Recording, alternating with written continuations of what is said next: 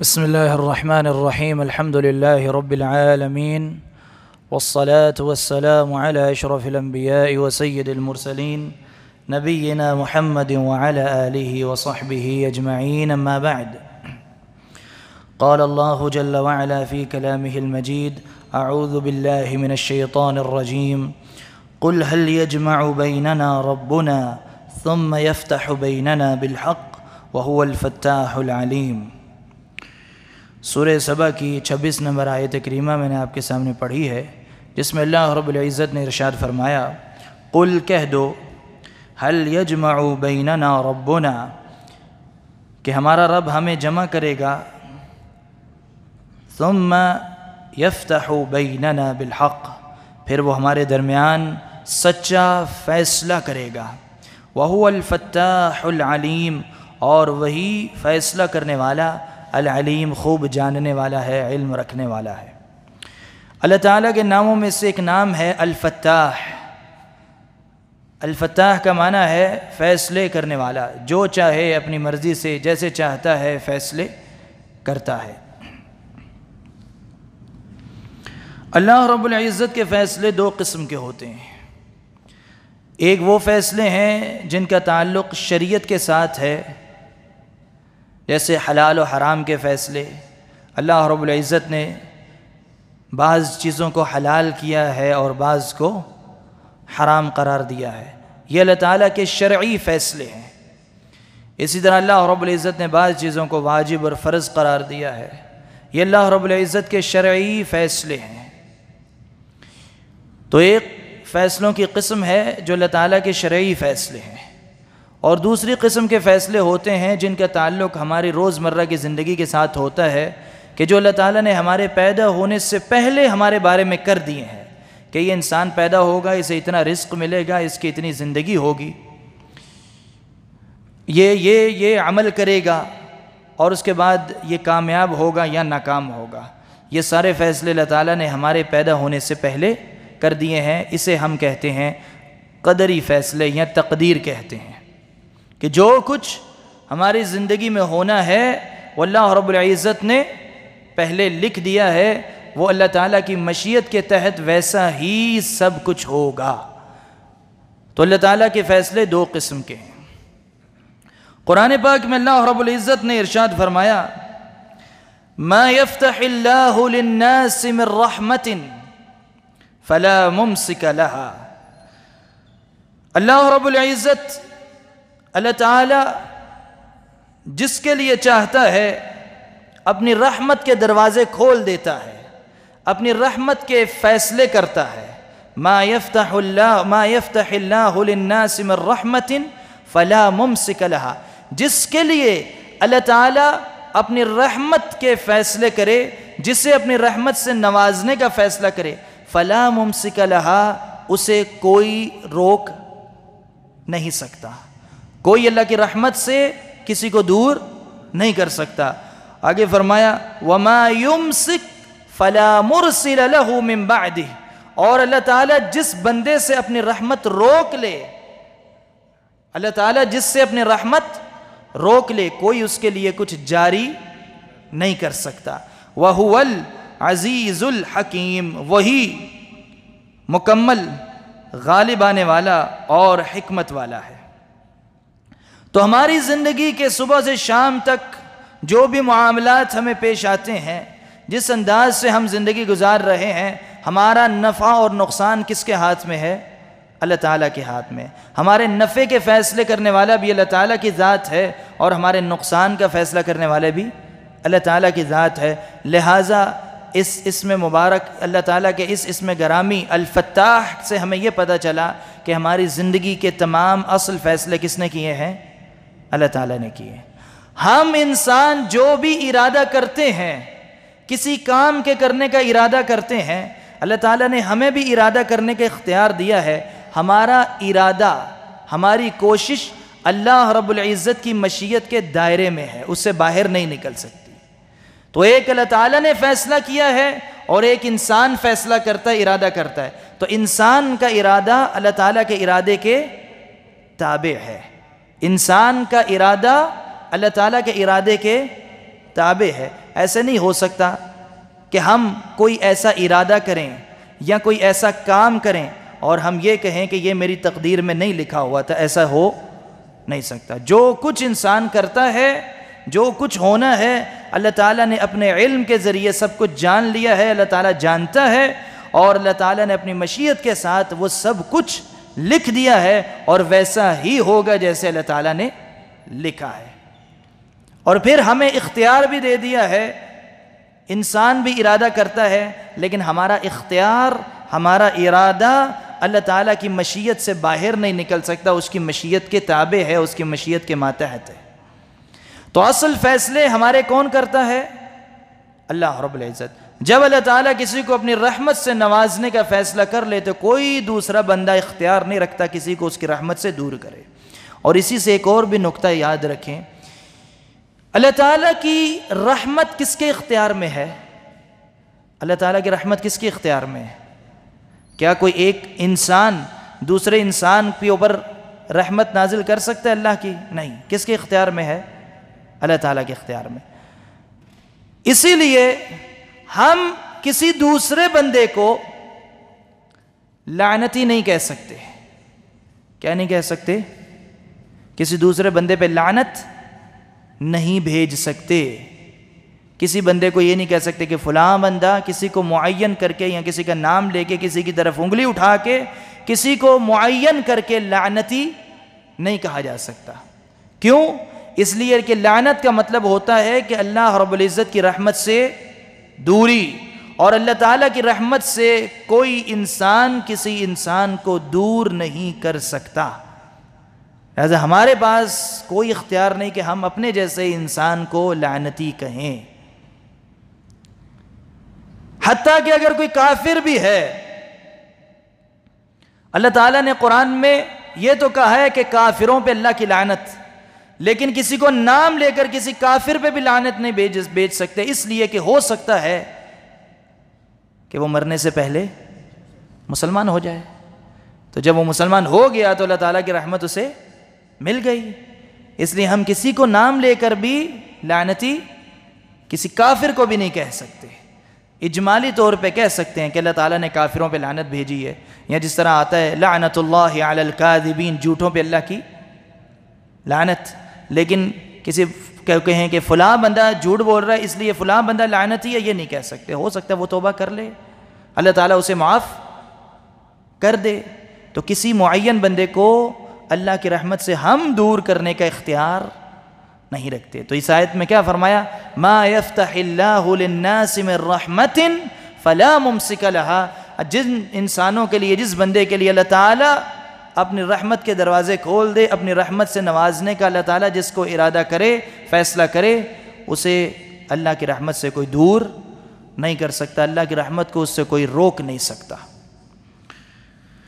تو اللہ رب العزت کا یہ اسم گرامی الفتاح ہمیں یہ درس دیتا ہے کہ ہمیں ہر قسم کی امید کس سے لگانی ہے؟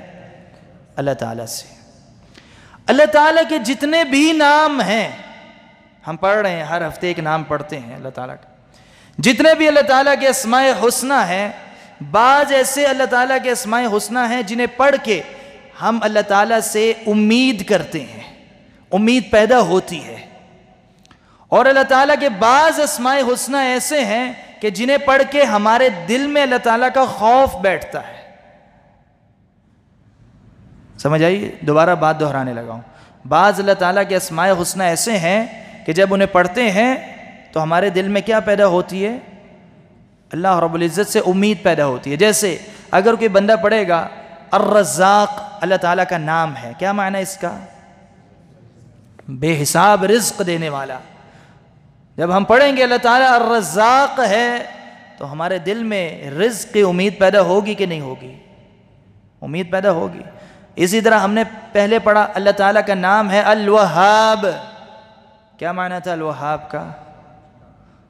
ہر چیز عطا کرنے والا۔ جتنے بھی انعامات ہمیں ملے ہیں وہ اللہ تعالیٰ کی انعامات ہیں، بے حساب بے حد ہبہ عطا کرنے والا الوہاب۔ اس میں اولاد بھی آ جاتی ہے، بیوی بھی آ جاتی ہے، صحت بھی آ جاتی ہے، ہر چیز، ہر نعمت آ جاتی ہے۔ تو عطا کرنے والے کو کیا کہتے ہیں؟ الوہاب۔ تو جب الوہاب کا ہمیں پتہ چلا تو اس سے بھی اللہ تعالیٰ سے ہمیں امید پیدا ہوئی کہ اللہ تعالیٰ نے ہی ہر نعمت عطا کی ہے انسان کو، لہذا اسی سے امید لگانی ہے۔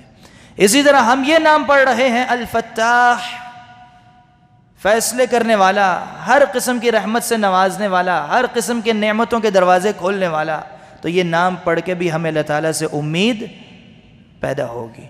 تو اللہ تعالیٰ کے جتنے بھی نام ابھی تک ہم نے پڑھے ہیں، ہر نام ہمیں یہی سبق دیتا ہے کہ اللہ رب العزت کی رحمت سے کبھی بھی مایوس نہیں ہونا، کسی بھی حالت میں، کسی بھی صورت میں، کیسی بھی پریشانی ہو، کبھی بھی اللہ تعالیٰ کی رحمت سے مایوس نہیں ہونا، کیونکہ وہی الملک ہے، وہی بادشاہ ہے، ساری کائنات کا نظام چلانے والا ہے، وہی الرزاق ہے، رزق عطا کرنے والا ہے۔ کبھی بھی بے روزگار ہو کے مایوس نہیں ہونا، اللہ تعالیٰ سے رزق کی امید لگاتے رہنا ہے۔ وہی الوہاب ہے، ہر قسم کی نعمتوں سے نوازنے والا ہے، لہٰذا اللہ تعالیٰ کی نعمتوں سے مایوس نہیں ہونا۔ وہی الفتاح ہے، وہی ہمارے فیصلے کرنے والا ہے، کسی اور کے پاس ہمارے فیصلوں کا اختیار نہیں ہے، لہٰذا اس سے ہر قسم کے نفع کی امید لگانی ہے، مایوس نہیں ہونا۔ تو اللہ تعالیٰ کے بعض نام ایسے ہیں جن کو پڑھیں گے، جن پہ غور و فکر کریں گے تو اللہ تعالیٰ سے امید بڑھے گی، اور جتنا زیادہ ہم اللہ تعالیٰ سے امید لگائیں گے اتنا دوسروں سے امید لگانے سے بچیں گے، اتنا دوسروں کے سامنے ذلت اور رسوائی سے بچیں گے، دوسروں کے سامنے جھکنے سے بچیں گے۔ تو جتنا اللہ رب العزت کی معرفت حاصل ہوگی اس کے اسماء و صفات کو پڑھ کے، اتنا زیادہ اللہ تعالیٰ سے امید لگائیں گے تو بندے کا تعلق اللہ رب العزت سے اور زیادہ مضبوط ہوگا۔ اگر آپ کو کسی سے کوئی چیز چاہیے تو آپ اس کے پیچھے پیچھے جائیں گے کہ نہیں جائیں گے؟ کیا خیال ہے؟ اس کے پیچھے پیچھے جائیں گے، اس کی خواہشیں پوری کرنے کی کوشش کریں گے، جیسا وہ چاہتا ہے ویسا بنیں گے، ویسا کریں گے، اس سے تعلقات مضبوط کرنے کی کوشش کریں گے، کیونکہ آپ کو اس سے کچھ چاہیے۔ تو امید کی وجہ سے آپ تعلق کو مضبوط کریں گے، جس سے بھی آپ کو کچھ امید ہے۔ تو ہمیں کس سے امید لگانی ہے؟ اللہ رب العزت سے۔ تو جتنی زیادہ اللہ تعالیٰ سے امید لگائیں گے اتنا زیادہ اللہ تعالیٰ سے تعلق بندے کا مضبوط ہوگا، اور جتنا غیر اللہ سے امید لگائیں گے اتنا زیادہ اللہ تعالیٰ سے تعلق کمزور ہوگا۔ تو ہم نے لوگوں سے امیدیں نہیں لگانی، کس سے لگانی ہے؟ اللہ رب العزت سے امیدیں لگانی ہے۔ اور امید لگانے کی جگہ کیا ہے؟ کہاں سے امید لگتی ہے؟ زبان سے لگتی ہے؟ نہیں، امید کی جگہ ہوتی ہے دل۔ امید دل کا عمل ہے، جیسے ہمارا جسم کچھ اعمال کرتا ہے، کچھ کام کرتا ہے، اسی طرح ہمارا دل بھی کچھ کام کرتا ہے۔ اور دل کے کاموں میں سے کون کون سے کام ہیں؟ جیسے امید لگانا دل کا کام ہے۔ نیت کہاں سے ہوتی ہے؟ دل کا کام ہے۔ ارادہ دل کا کام ہے۔ خوف دل سے ہوتا ہے۔ توکل، بھروسہ دل سے ہوتا ہے۔ تو یہ اعمال القلوب ہیں، دل کے کام ہیں۔ تو جتنا زیادہ ہم دل کے اعمال کو اللہ کے لیے خالص کریں گے اتنا زیادہ ہمارا اللہ تعالیٰ سے تعلق مضبوط ہوگا، اور جتنا غیر اللہ سے امیدیں لگائیں گے اللہ تعالیٰ سے تعلق کمزور ہوگا۔ غیر اللہ سے مانگنا تو دور کی بات ہے، سوال کرنا، اس کے سامنے ہاتھ پھیلانا، اللہ کے علاوہ کسی سے مانگنا تو بہت دور کی بات ہے۔ ہمیں قرآن تو یہ درس دیتا ہے کہ دل کے ارادے میں بھی اللہ کو شریک نہ کرو، دل سے امید لگاؤ تو اس میں بھی اللہ تعالیٰ کو شریک نہ کرو۔ کوئی یہ کہے زبان سے، کسی قبر والے کے پاس جائے اور جا کے اس سے کہے کہ مجھے اولاد عطا فرما، یہ زبان سے مانگنا تو بہت دور کی بات ہے۔ کسی قبر والے سے جا کے کوئی صحت مانگے، یہ تو بہت بات کی بات ہے۔ ہمیں تو دل سے ہی اخلاص کا درس دیا جاتا ہے، زبان پہ معاملہ بعد میں آتا ہے۔ دل سے بندہ ارادہ کرتا ہے اس کو بھی اللہ کے لیے خالص رکھو، دل سے بندہ امید لگاتا ہے اس کو بھی اللہ کے لیے خالص کرو۔ تو کسی کے سامنے ظاہری طور پہ جھکنا، ظاہری طور پہ مانگنا، یہ تو بہت ہی بڑا شرک ہے۔ دل کے اندر امید میں بھی اللہ کے ساتھ کسی کو شریک نہیں کرنا چاہیے۔ اور اللہ کے رسول صلی اللہ علیہ وسلم نے فرمایا، یہ حدیث ہمیشہ یاد رکھیں، آپ نے فرمایا اذا سألت فاسأل اللہ، جب بھی سوال کرو تو کس سے کرو؟ اللہ سے کرو۔ وَإِذَا اسْتَعَنْتَ فَاسْتَعِنْ بِاللَّهِ، جب بھی مدد مانگو اللہ سے مدد مانگو۔ سوال کرنا کسے کہتے ہیں؟ کوئی چیز مانگنا۔ اِذَا سَأَلْتَ، جب بھی سوال کرو، فَاسْأَلِ اللَّهِ، تو اللہ سے کرو۔ یعنی مسلمان بندے کو چاہیے وہ سوچے ہی نہ کہ میں کبھی کسی اور سے سوال کروں۔ یہ اس دماغ میں اچھی طرح بٹھا لے، دل میں یہ بات بٹھا لے کہ جب بھی سوال کرنا ہے، ہاتھ پھیلانا ہے تو کس کے سامنے پھیلانا ہے؟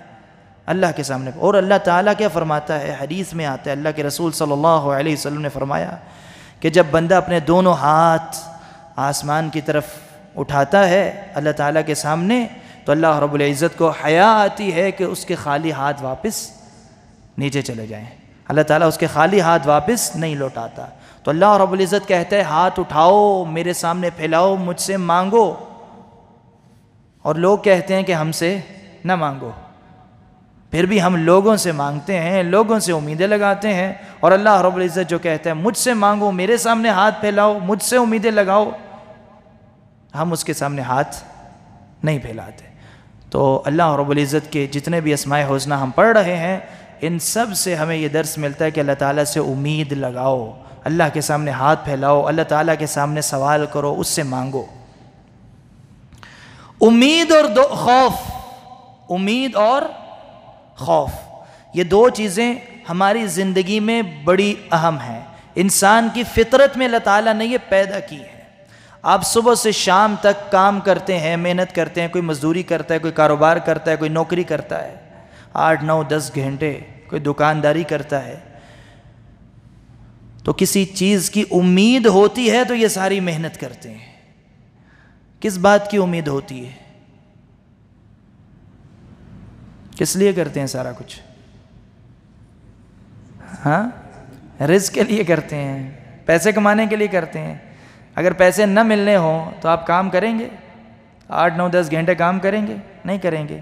کوئی بندہ نوکری کر رہا ہے، ایک دفعہ تنخواہ نہ ملے تو اگلی دفعہ چھوڑ دے گا، جو 1 مہینہ اور کر لے گا تیسرے مہینے چھوڑ دے گا۔ کیوں؟ کیونکہ جو امید تھی وہ کام پورا نہیں ہو رہا، تو وہ کام نہیں کرے گا۔ تو جو بھی انسان کام کرتا ہے وہ کسی امید کے ساتھ کرتا ہے۔ اب یہاں یہ یاد رکھنا ہے کہ اللہ رب العزت نے جب ہمیں نیک اعمال کرنے کا حکم دیا ہے تو ہمارے سامنے جنت رکھی ہے کہ یہ جنت کی امید لگاؤ اور نیک اعمال کرو تاکہ اس جنت میں تم جا سکو۔ اب یہاں ایک سوال پیدا ہوتا ہے کہ ہم اللہ کے لیے نیک اعمال کرتے ہیں یا جنت کے لیے کرتے ہیں؟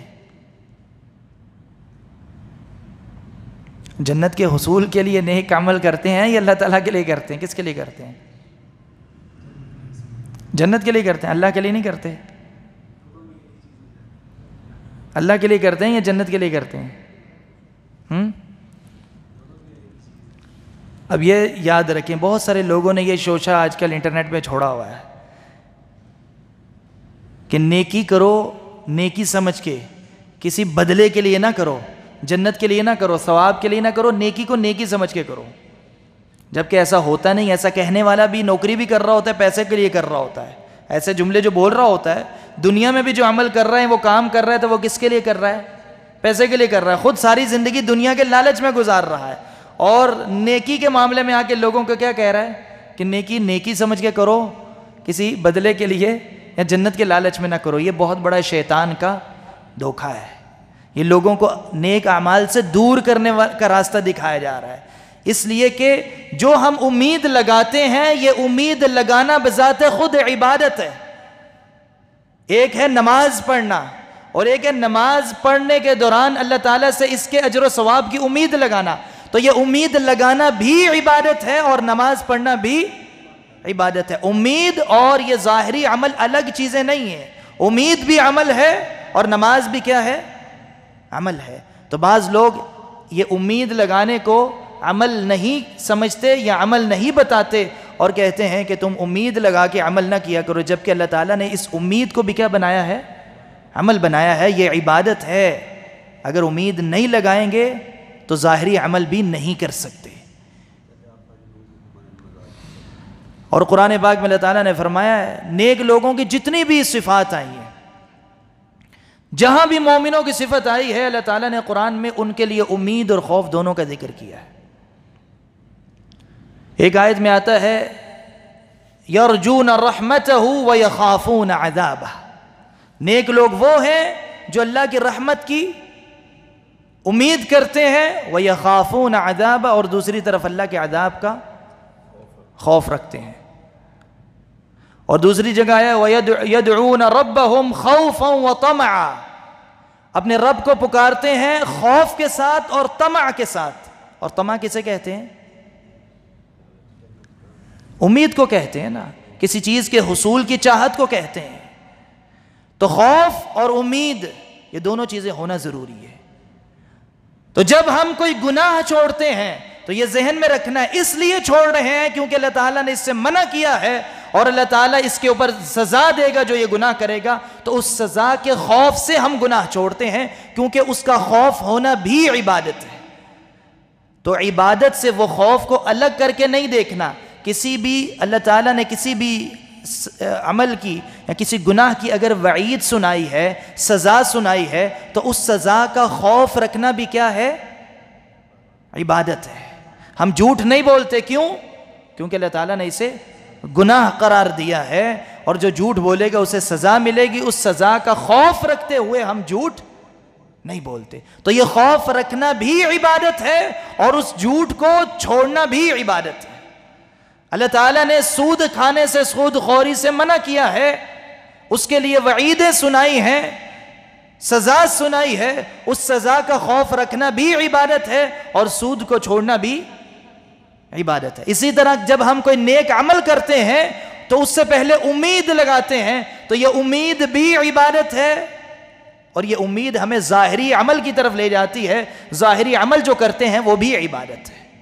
تو اللہ تعالیٰ سے اجر و ثواب کی امید لگانا یہ عبادت سے باہر نہیں ہے، یہ عبادت کی بنیاد ہے، عبادت کا حصہ ہے۔ تو کچھ ظاہری عبادتیں ہیں اور کچھ ہمارے دل کی عبادتیں ہیں۔ تو امید اور خوف یہ ہمارے دل کا عمل ہے، دل کی عبادت ہے۔ تو اللہ تعالیٰ کے جتنے اسماء حسنہ ہیں، ان میں سے بعض کو پڑھ کے ہمیں امید لگتی ہے اللہ تعالیٰ سے، اور بعض کو پڑھتے ہیں تو اللہ تعالیٰ کے عذاب کا خوف آتا ہے۔ جیسے اللہ تعالیٰ الجبار ہے، القہار ہے، جب یہ نام پڑھیں گے تو ہمارے دل میں اللہ تعالیٰ کا خوف پیدا ہوگا۔ تو یہ یاد رکھنا، یہ اصول کہ ہماری پوری زندگی کیسے چل رہی ہے؟ امید اور خوف کے ساتھ۔ جہاں امید ختم ہوئی تو ہم عمل میں سست ہو جائیں گے، لہٰذا اللہ تعالیٰ سے زیادہ امید لگانی ہے تاکہ زیادہ سے زیادہ نیک اعمال کریں۔ جہاں اللہ تعالیٰ کے عذاب کا خوف کم ہوا تو گناہوں کی طرف چلے جائیں گے۔ تو جتنا زیادہ اللہ کے عذاب کا خوف ہوگا اتنا زیادہ گناہوں سے دور رہیں گے۔ تو ایک طرف گناہوں سے بچیں گے خوف کی وجہ سے، اور دوسری طرف امید کے ساتھ اللہ تعالیٰ کے لیے نیک اعمال کریں گے، جنت کی طرف آگے بڑھیں گے۔ تو جس طرح پرندہ دو پروں کے ساتھ زندگی گزارتا ہے، اڑتا ہے، اسی طرح یہ ہماری زندگی کے دو پر ہیں۔ ہم چلتے ہی ان دو پروں کے ساتھ ہیں، امید اور خوف کے ساتھ۔ کبھی امید زیادہ ہو جاتی ہے اور کبھی خوف زیادہ ہو جاتی ہے، لیکن دونوں کو ساتھ لے کر چلنا، امید اور خوف۔ اللہ تعالیٰ سے دعا اللہ تعالیٰ ہمیں سمجھنے کی توفیق عطا فرمائے۔ وصلی اللہ علی نبینا محمد وعلی آلہ وصحبہ اجمعین۔